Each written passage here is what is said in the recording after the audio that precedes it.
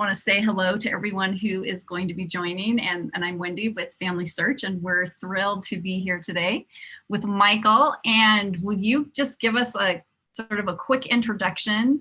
Like, actually, make it a good introduction. We're not in a rush. Give us a little bit about your background, and then we'll set things up for today as I'm confirming that we are actually live. So okay, take it away. Sure, I'll give you some background as it relates to Tota as well. So I was raised in the Central Valley of California.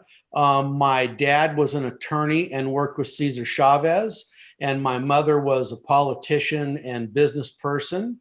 And so from really early age, I had a lot of diversity in my life. And I always tell this, when I was 5 years old, we had a big rain and it flooded all of the migrant workers' homes in a town called El Rancho. And so my parents took me there, and I still remember standing and looking at these mud basements of these houses and then being half filled with water, and so this idea of having some social justice and trying to do something for the world was very powerful. And then the diversity, we had Latino folks from Cesar Chavez coming in. My mom started one of the first domestic violence shelters in the United States. So we had a lot of diversity, really powerful work. And so then I grew up in Visalia, and then I went to undergraduate at UC Davis. Okay, yes. Do you know that, I went to high school in Fairfield. Oh, yeah. Sure. Yeah, I went to Army High. So oh, yeah. I love UC Davis.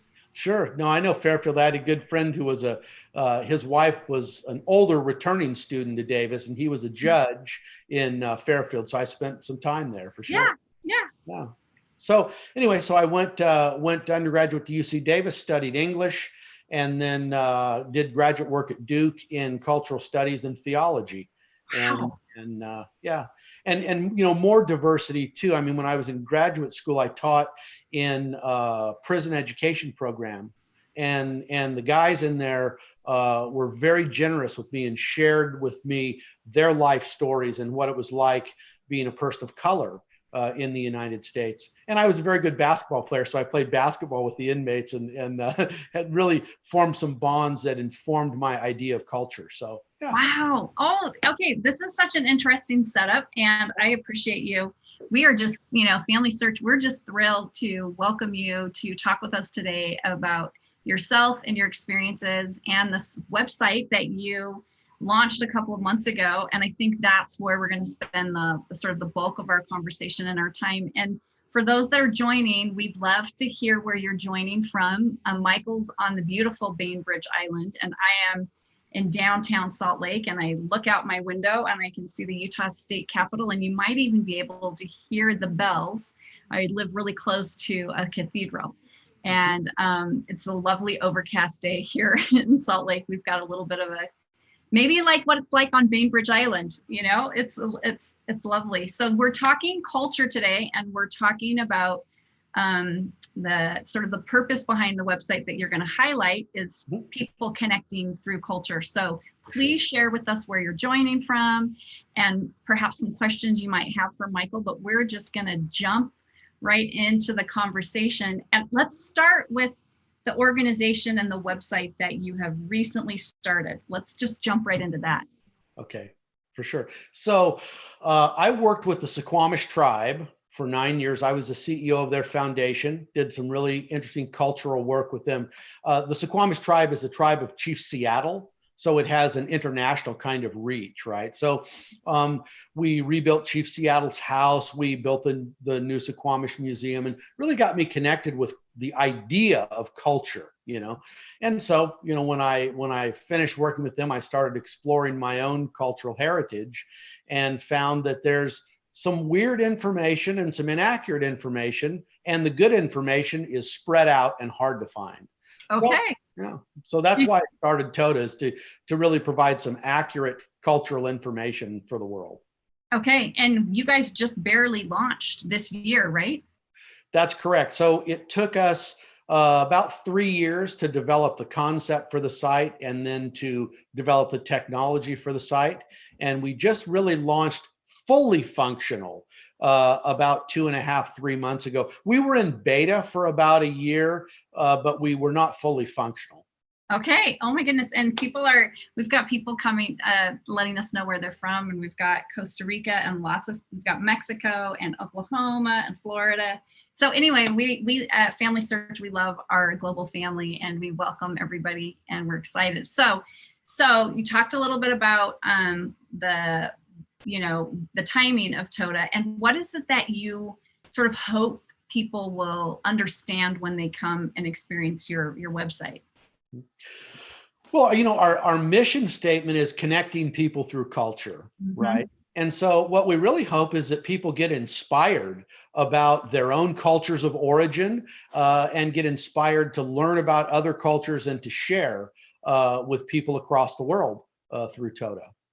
Okay, and our global family, just a couple other places. We've got people from Canada and Ghana and the Philippines. It's just wonderful to see. So I think, Michael, let's jump in to your website and let's show people what you're talking about and some of the ways that our viewers can learn about different cultures, because that's what this is all about. That's what you created this for, and it's the website is for people to come and experience culture. So, and we will put links in the chat for those of you who are watching. So yeah, take us through a little bit of kind of what people can find here. And I know that you've talked about, I'll just let you take it away. For sure. I'm trying to shift my screen over, so I'm actually looking up a little more at the camera than looking down at my screen. So I think I've accomplished that. So basically, the first thing I'm going to show you is not our homepage. I will get to that, but I wanted to show you this because this is in the context of genealogy, right? And so, what we're really trying to do is help people who are doing genealogy to have some emotional connection to their ancestors by learning more about their ancestors' culture and daily life, this type of thing. So this is an example of something that a user has put up, who's actually a person who works with Tota, and this is his dad's clam chowder recipe. So okay, Michael, something happened when you switched, so only half of your screen is showing. Okay. And I tried to adjust it on my end and I couldn't. So we're seeing just like, oh, perfect. Yes. How's that? Yes. Okay, there we go.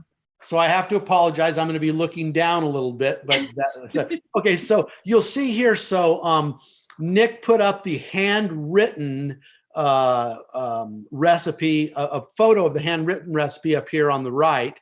And then if you go down, you see the handwritten recipe and the instructions, and then he's typed it in as well. So Tota, we have information that's certified professional cultural information. We also have user-generated stories and recipes and this type of thing. So we have a feature on here where you can type things directly into Tota, save it on your profile and share it. So that's what Nick has done. So this is an example of a very sweet piece that his dad passed down to him, and it's been in his family for a long time. And so he put it up to share with his family and friends, right? So okay, will you show us what the culture, there's a piece where you can compare cultures and how many different cultures are represented on Tota. So we have 71 cultures currently represented on Tota. It's going to become a lot more than that, but we have 71 right now, and we have varying degrees of content for each culture. Some larger cultures, geographic areas, and higher populations, we have up to 150, 200 pieces of content. And then for smaller cultures, we have less sometimes, but we try to be really balanced about covering the world. This is my favorite feature, what you are going to show, and it's where, talk about this, because I think this is very interesting, and I haven't seen something like this anywhere.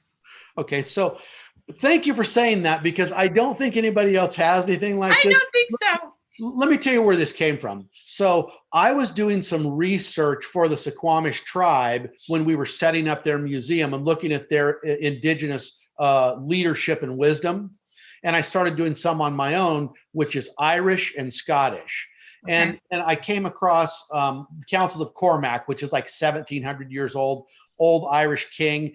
And, what he was saying were important elements of leadership. So generosity, integrity, honesty, open communication. It's like, this is exactly what Chief Seattle and the Suquamish elders said, right? And so we got this idea of, how about if we could bring cultures and compare things about culture side by side? So that's where this came from.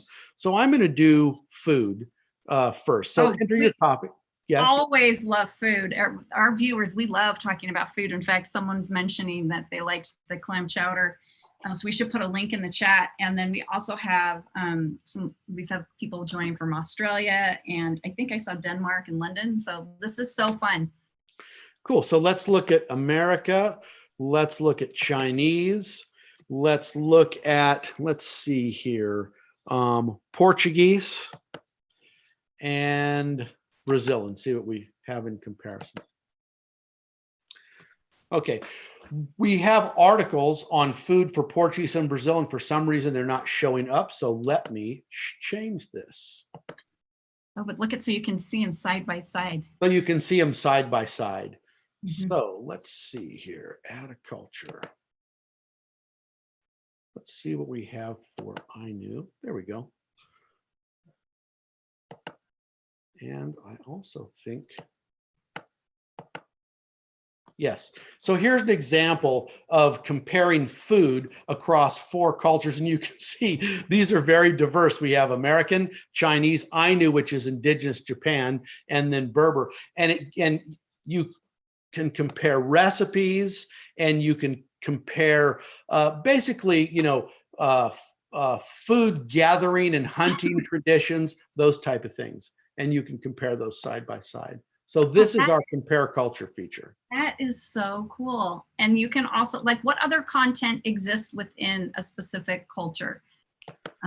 Okay, so let me take you here to the home page. So this is the home page. So if we want to search by culture, we can do the drop down here and say, let's say. We've got people from Mexico or Ghana or Denmark or Philippines. Might be fun to, in Australia. Okay. Those are locations. Okay, so this is Mexican culture. And so here are the articles. So we have some basic articles on Mexican economies, Mexican daily lives.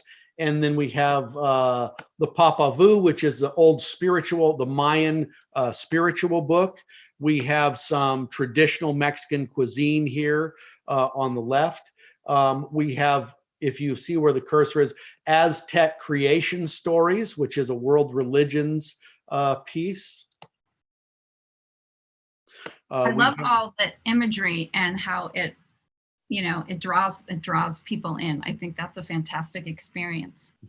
So if you click on an article, clothing in Mexico, 1917. So this is an example, Wendy, of what we're talking about is, connecting your ancestors, understanding their daily lives, right? So you say, okay, I've got an ancestor from the early 1900s in Mexico. I want to know what kind of clothing they wore, right? So you do a search and you find this is clothing in Mexico, 1917. Wow. Yeah, this is fantastic. And something else that I think is really interesting, and as we've talked before, is the reason that you're so confident about this information is you have sort of an academic certification, or how do you ensure that this content is accurate? Yeah, so accuracy was really important. As I said in the beginning, I wanted to make sure that we had really detailed, compelling, and accurate information. So really, Wendy, there are 2 types of content on Tota. One is fact-based content. For that to be available for everyone on the site, it has to be certified, right? Mm-hmm. So we look at the sources that are used in the article. We look at the author of the article. And then for cultures or areas that are outside of our expertise, we would send that to an expert from that culture. And that would either be an expert from the culture. So for example, for the Suquamish tribe or the Lakota Nation, we're going to find an expert from their culture to certify our material. And it just so happens we have relationships with both of those tribes. That's why I mentioned them. Maury Black Eagle, who's a Lakota elder, is on our board. So we would send it to him to certify. As an example, our English content has been reviewed by a former professor of literature at Duke, who is a Brit who studied literature in Great Britain and history. So he reviewed those articles and said, hey, these look great, they're accurate. So that's fact-based articles, you know. And then the other piece is user-generated, like Nick's recipe, or let's say you have a story about your grandmother that you want to share with your family, and you think, you know, this is a cool story, I want to share it with everybody on Tota. You can do that. That story we would just review to make sure that it was appropriate. There was no hate speech or that type of thing. And that would be available to anybody. So that's the answer. Two types, certified, which is fact-based. That's certified by cultural experts and academics, and then user-generated from anybody on Tota. Okay. Oh, I think that's just so interesting how that all works. And then what about, so talk to us about your idea around connecting to the genealogy industry, because I think this is a really interesting tie-in, and I think our viewers will really appreciate knowing more about that. Well, you know, it's funny, as I said, this kind of started off with kind of my idea of providing accurate cultural information. And then one of our co-founders, his sister, who is LDS, is a leader in regional family history centers, right? And so we were talking to her about this idea, and she's like, guys, the genealogy market's been waiting for something like this for at least 10 years, because people come into the Family History Center and they want to learn more about their culture, and we really don't have a place to send them. So that's really the connect there. And so we interviewed people who do genealogy, just regular folks and professionals, and they all said the same thing. We get these beautiful detailed family trees.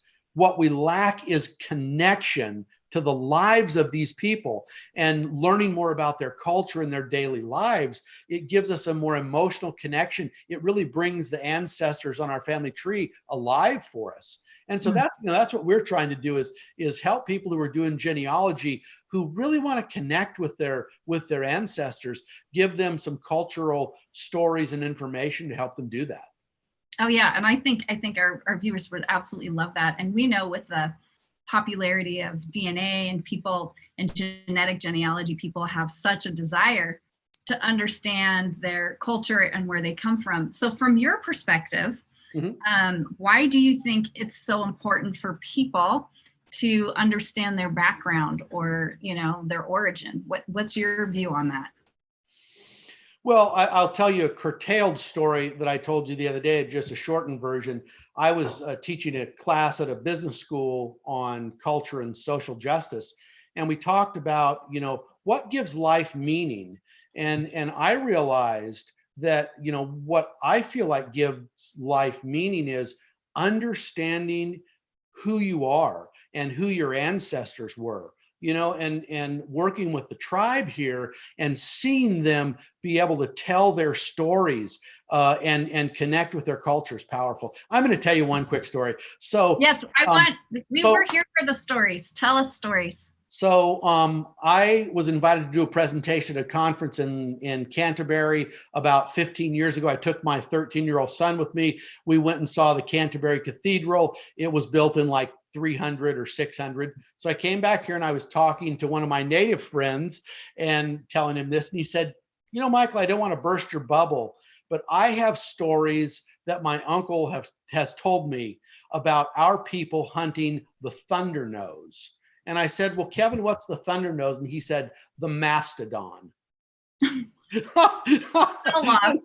so I said, wow. And so that's inspiring to think there are people on the earth today who are our contemporaries, who know their stories going back thousands of years. This is exciting, and it gives us substance. So that's why I think it's important for people to understand their cultures. It really fills out your life and self-understanding. Okay, so what is something really interesting that you've learned about one of these cultures that you have studied, either from your own background or just as you've become a part of this project?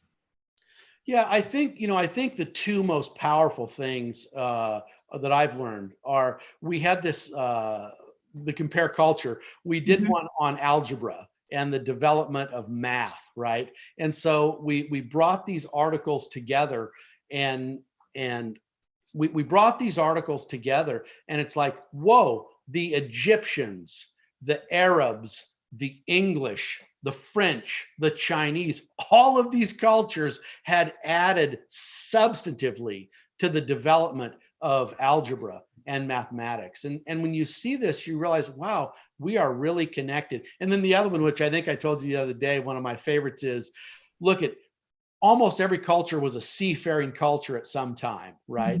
So we all had to deal with scurvy, and if you don't have vitamin C on your ship, you're going to get scurvy, and you're going to have your sailors die. So, talking about how the Vikings dealt with scurvy, they would sail, then they would grow food, put it on the ship, and sail further. The Chinese, they grew food on the ships themselves. The English had preservation methods that they used to take oranges and vitamin C rich foods. So, we think we're separated, but we're really connected in things as basic as mathematics and preventing scurvy. So those are some of the things that I've learned.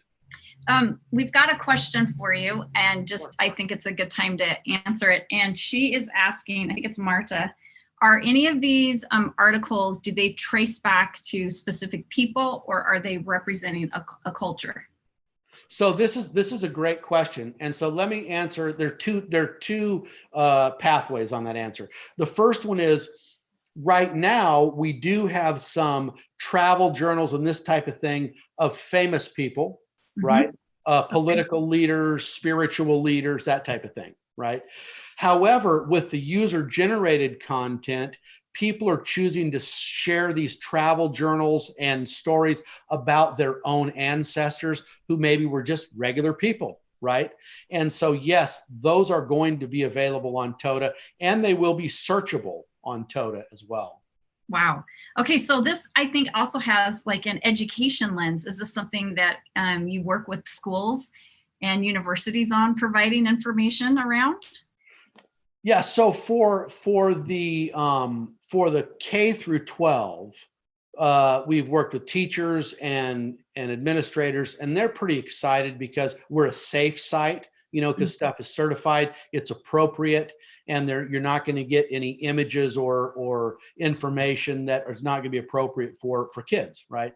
And so they're starting to use it as a resource for history papers, cultural papers, that type of thing, which is important because culture is now required in education in almost all disciplines. And then, of course, I'm an old guy, so we used to write stuff out. Now they're doing PowerPoints. So we've got about 7,000 cultural images that students can search to use in their PowerPoints as well. So that's K-12. And with the universities, we're doing more scholarly work, right? We're letting scholars share with each other through Tota. We have a discussion feature, which you can post an article and start a discussion around it. And so that's how scholars are using the site right now. And of course, we benefit more from the scholars because they give us content, which is very nice. Well, and I like how, for those who've spent time reading academic journals, right, they can be extremely dense and laborious to get through. So this information is, like you said, certified, but it's also consumable to, say, the average person like myself, right? It's true. It is. And it's interesting because I was talking about the professor he's actually my directing professor at Duke years ago. And he is a highly technical political theorist, and he did all of our English articles. And he said, Mike, I love this because it's scholarly quality, but it's written for the general public so that anybody can understand it. And he said, that's exciting because in the academic world, sometimes we write for each other and the general public doesn't know our jargon, so they can't understand what we're saying. This is really quality stuff that anybody can understand. So yeah, that's important to us. Yeah. Oh, and I think it's so exciting. So what were some surprising things that you learned about the cultures in your like when you talked about your cultures, what were some things that were interesting that you discovered? Well, I mean, one of the most obvious is, I've got some friends who are Welsh, right? I played soccer, so I played with some Welsh guys. And, you learn things like, well, okay, Wales is a separate place and Welsh is a separate culture. And then my friend said, well, Mike, Wales, the name actually came from the Romans and British who were outside of Wales. They gave that name to us. That's not our original name. And so I started doing some work on, the Northern Scottish Highlands where my family's from. And you learn the Picts. I'd never heard of the Picts before. And then I start doing research and it's like, this is not obscure. You just have to know where it is. And I don't want to sidebar too much, but one of the things that Tota tries to do is take these things that are on obscure sources, right? Mm-hmm. They're scholarly sources, but no one knows where they are, and bring them to the general public. Because when you start looking up Pictish history, it's all over the place. It's just really hard to find, right? Yeah. So we bring it in one place. So I love that. So keep going. So the Picts, for example, they did tattooing, right? This is Northern Scotland, tattooing. And the men and the women were both warriors. They fought together, which goes against kind of the stereotype of the United Kingdom. So those are some of the interesting things that I've learned from my own studies. Okay, I love that. And I think it's interesting. There's someone who, I think Sarah is talking about wanting to better understand her Ukrainian ancestors. And without being able to go there, this looks like, a great experience to understand them. Where have been some places you've traveled where you've really gained an appreciation for different cultures? Well, I'm going to be really direct about this. When I was 19 years old, I went to Brazil. We had a foreign exchange student, and he and I became very close, like brothers. And I went to Brazil, and there were some customs that were different than the things that I had experienced. And it's like, wow, when you're in a culture and there are people there who you know and love and respect, and they have some different ideas than you, it makes you reflect on yourself and say, maybe I don't have all the answers to how things should operate. So I've traveled to Brazil. That had a tremendous impact on me. I have traveled a number of times to Scotland, and that also had a huge effect on me. I remember telling some of my friends, when I got off the plane, I went to the hotel, I took my shoes off and walked outside, and it felt like the ancestors were coming up through the earth, that I felt like, wow, I'm home, Wow. So those are two really powerful experiences, different geographic areas that I've had. There seems to be a really strong, and we'll have to ask our viewers to weigh in on this too, like connection to place. And even if it's not a place that we can visit, like your experience, even using Google Earth or trying to understand more. I have a lot of ancestors who settled in Utah, and so it's interesting for me to go even to the cemeteries where they're buried in like small towns and just kind of think about what life would have been like. And even though it's in the same state, in the same country, there's still this experience through place. So I have another question for you. Please. Because you're a father, and you have 5 kids. I have 5 kids. And how have you tried to incorporate an appreciation or an understanding of culture with your children, like as a father? What is, give us some information on how we can do something like that, and maybe what's worked and what hasn't worked. I think that storytelling is important, and storytelling is something that we're trying to cultivate on Tota, and storytelling is something that I've tried to cultivate within our family. And making sure the kids have access to their grandparents, aunts and uncles, and to our friends, not just our own family, and letting them hear the stories of culture from your family and friends and from the elders. This is huge. And one didactic thing that my dad always said to me, he said, Mike, if you ever are thinking to do something really stupid, just remember that what you're doing affects 2,000 years of your ancestors in the past and 2,000 in the future.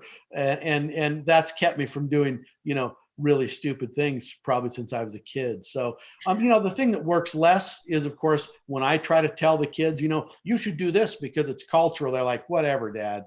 But if you get your family and friends to tell stories and share, I think that's powerful. And taking kids places, if you have opportunities to do that, makes a difference. Yeah, I love that you use that sort of that common denominator of story. That's something we, at FamilySearch and our, this group, we love story. We love understanding people. And yeah. I think it's a way for us to get close to someone and really gain some empathy and appreciation for their experience. And so I love that you shared that. That was a good answer. Wendy, let me add something to that because, I think that's the other piece of it is I did cultural competence training and work for a number of years. And what I always said was, if you really want to create respect and understanding with yourself and your kids, go make friends from other cultures, not professional friends, not people you work with necessarily, but really friends where you have dinner at each other's houses, you go to their kids' baseball games, you learn and respect each other. And I think that's a gift that my parents gave to me. We had diverse cultural people, we had artists, intellectuals, workers, all kind of people coming through the house. And I think I've tried to do that with my kids. And I think they've really benefited from that in terms of having respect and connection to cultures. Okay, I love that. I think respect and connection to cultures is something that would benefit, for sure me, but I think everybody. Okay, so now we're going to get just if we have any viewer questions, let us I'll pull those out, but I want to ask you a question. Please. Since you're drawn to culture and you've created this website with these fantastic resources, what do you hope your kids sort of understand about their culture or understand about you? Like if you were to say, this is the legacy that I hope I leave behind, what would that be? Openness, openness, generosity, and grace. Because I think, how we experience the world, if we're open, there are such rich opportunities for experience, just it enriches our lives. So openness is probably number one. And number two is generosity, understanding that giving of yourself and your means and is very important, and just a generous spirit to engage with people. And then as I've gotten older, I've become more appreciative of the concept of grace. And I taught world religion, so if you're Christian and it's God's grace, or if you're Buddhist and it's the earth's grace, this concept of the universe, it being just a grace that we are even here. Is very powerful, and I think we should really walk in that grace and being loving to everyone. I know there's a great book on a German activist, I guess you'd call him, Dietrich Bonhoeffer. He was involved in the plot to kill Hitler, and when it was foiled, he of course was put in jail and was assassinated. But Dietrich Bonhoeffer is a huge figure, and he talks a lot about grace and how it's not just something that's given to us from the universe, but we have to reflect that grace in our lives with other people. Oh, that's beautiful, Michael. I think, I appreciate you saying that. Okay, we have a couple of people asking questions about adding their culture or their country to Tota, and specifically, we've got, I believe it's Ghana and Nigeria. So Deborah's asking about Nigeria and Joel's asking about Ghana. What is the process that you go through to expand the cultures represented, and how can people make requests or help? So a couple things. The first one is all you have to do is email us. Okay. And if you have access to cultural information or expertise, we would love to have it. I will tell you, with Ghanaian culture, we have a young woman who's a medical student who we met a couple years ago, and her family has been involved in some Ghanaian cultural organizations. We're now ready to receive some information from them, and I'm just in fact getting ready to reconnect with her next week. So Ghana is something we're actively working on, and Nigeria, I thought we already had some on the site. So Nigerian culture, we would love to get more resources on Nigerian culture. So yeah, please email us. We'll have a conversation, and we want to add on any culture that users are interested in. And so even for Joel and Debbie, they could add a story that highlights their culture. And there's a way for people to like search the stories even for the cultures represented? Is that an accurate statement? Or yeah, you can search by culture for sure. Okay. And then I gotta tell you, I just searched Nigeria, and there's not as much Nigerian cultural content as I expected. And so, yeah, please, what's the name of the person who's interested in Nigeria? Debbie, please send me an email, and we will work with you if you're willing. We would love to get some more Nigerian cultural content. Oh, this is great. Yes, we're listening. You're listening to people. Sure. Okay, so we have someone who's joining from Peru, and they would love to see, do you have Peruvian culture? We definitely have Peruvian culture. Let's share some of that, and just kind of maybe as you do that, kind of just talk a little bit about, I know you showed recipes and articles, but maybe just a little bit of the breadth of content that you're trying to provide for people to understand. So let's do a screen share here. Oh, this is great. And so can you see the screen now? Yes.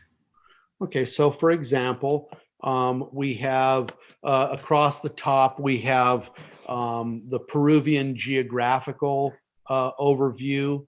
We have an article on 1914 transportation and economy in Peru. We have Peruvian daily life.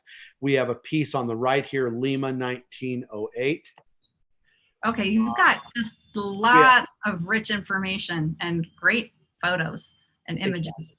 So someone's asking what's the copyright if they want to use some of these, like you talked about the kids using them in PowerPoints, but if they want to use these articles, what do you like them to do? So, we either hold copyrights to the stuff we write, or we get copyright permission, or it's public domain. And we encourage our users to use it in any way they would like. We're not interested in, keeping it for ourselves. In fact, we used to joke because someone said, well, if you don't put some of these technologies on, someone could just come and sweep your whole database. It's like, if someone wants to put that much effort in to sweep our whole database, come on. So no, we want to share information with people. So using it for however you want is completely fine with us. Okay, wow, you guys heard it here. This is great. And then someone is asking, do you have an app, or is it all browser based? And do you have plans for an app if you don't have one? We definitely have plans for an app. And our chief technology officer would be hiding in the corner right now if he heard that, because he's always said, all right, it's going to take longer than you think. But no, I think we're working on an app both for the site, and we're also working on an archival app for people and for scholars to be able to archive stuff through their phone. So realistically, I think an app is probably about 6 months out. And actually, a long time ago, I would have said, oh, it's probably 2 months out, but I've really learned it takes a long time to develop these things well. So I would say an app is about 6 months out, but yes, it is on the agenda. Okay, that's awesome. I would love for you to share a little bit about the group that you have. I don't know if it's your advisors or your directors, but when you were sharing with me who these people were and what they represented, I found that fascinating. Will you kind of give us a look into that? Sure. So, do you want me to screen share or just tell you about it? You can tell. Yeah. Okay. So, I always say to people, we want to make sure people know that we didn't just kind of put this together, in our backyard. So, just to give you an example of our board of directors. So, one of our board members is one of the leaders in the Muslim community in Los Angeles. Her name is Tasneema Rain. She is from Pakistan, and she and I grew up together in the Central Valley. We have Doug Inimini, who is of Japanese descent. He was the chief resources person for Kabam, which was a $1 billion video game site. We have David Chichester, who's the former vice president, CFO for Starbucks. Which is, talk about the universe being graceful. So I was out playing tennis, and this, older gentleman, I hope he's not watching this. I hope he is. He stopped and he said, Michael, he said, man, you've got great energy. Tell me about what you do. And so we just finished playing tennis, and I told him, and he said, what could you use for Tota? And I said, we really need a financial, a CFO kind of person. This is like, 2.5 years ago. And he chuckled and he said, well, I think I might be able to help you with that. And I said, do you have experience? He said, well, I'm the former, senior vice president, chief financial officer for Starbucks. And so he said, yeah, we think you could help us. So then, we have Buddy Jones, who's an African-American drummer. James Banks is a historian. He's launching Reclaiming Black History 2020. We have Tammy Dietz is on our leadership circle. She's Chinese, was an international banking person. And then, of course, one of my best friends is a guy named Todd Hayes, who, for you gamers from my generation, he was the founder and CEO of Game Shark, which was the first, controller to integrate cheats. So Game Shark is an iconic video game brand. So he's involved. So, we've got some good people. Masood Fudais from Iran. He's been on our leadership circle from the beginning. He was my roommate in college. He was the project manager who oversaw the worldwide launch of Xbox for Microsoft. Wow. So yeah, I've been blessed with some very good friends who have come to my aid in this effort. So, and I don't say this to boast. That's not my point. My point is to let people know this is a serious effort, and we've had some really top tier people respond to try to make this a great site. Oh, thank you. I just think that's really inspiring to hear how people are willing to help. And I've got a couple of questions for you. And if you've got a question, throw it in the chat. We probably have about 5 or 10 more minutes, but Stephanie is wondering about the people of Appalachia. It's like Melungeon. I don't know that is that something you're aware of? It is. And so I'll tell you, we wrote some content for Ancestry. Mm-hmm. And one of the regions was Appalachia. So we have written content for that region, but it was for Ancestry. So that's actually an area that we're going to start doing some more content that's going to be on Tota. Yeah. Okay. And then there's someone named Pam she grew up with some Micronesia cultures, and she may have some culture context for you. So Pam, reach out. And to our moderators, or Michael, will you just tell us not your personal email, but you mentioned email. Is it just really easy on your site to see where it says to contact us? Is that probably the best one would be content@Tota.world. Okay, content@Tota.world. Okay. And you know what? You're welcome to send something to me directly as well. And it's just my name, Michael Feltz, @Tota.world. Oh, this is great, guys. Reach out. And then there is someone who's talking, or Linda, she's working in a kiosk for a cemetery in Washington that has 26 ethnic cemeteries. And she's wondering if if you're interested in that information as well. Oh, absolutely. That is fantastic. In fact, you talk about things you learn. So my mom is from Oklahoma. So I remember going back to visit Oklahoma in the cemetery, and my family's mostly Irish, so they're Catholic, and there's a Catholic section in the cemetery going back like 150 years. And I'm like, being from California, they don't have that. It's all just one cemetery. But I said, Mom, what is this? She's like, oh, this is where the Catholics are born. So no, this concept of cemeteries and rituals being connected to culture and faith is really interesting, and I think a powerful addition to culture. So please reach out to me. I'd love to get that information. Oh, this is great. I just love that our FamilySearch family is embracing this, and they are, we have great volunteers at FamilySearch who look to help people find families. And I think helping people understand themselves and their families through culture is such a wonderful mission. So Michael, as we wrap up, what is the final message that you would like to leave our viewers? And let me just say before you say that, this has just been a lovely conversation, and I've so appreciated you being willing to come on and share information about your website and your mission and your personal experiences. It's been very, very interesting for me. So what would you like to close with? I'd like to close with two things. The first one is, talking about people who've been involved in the different cultures. I also, because you're a FamilySearch audience, I think it's important to say there have been some LDS leaders who've really stepped up and helped Tota, both with content, with funding. One of my best friends has been on our leadership circle from the beginning. So the response of the LDS church to what we've done has been really fantastic. I can tell you Tota would not exist without that support. So I want to say that.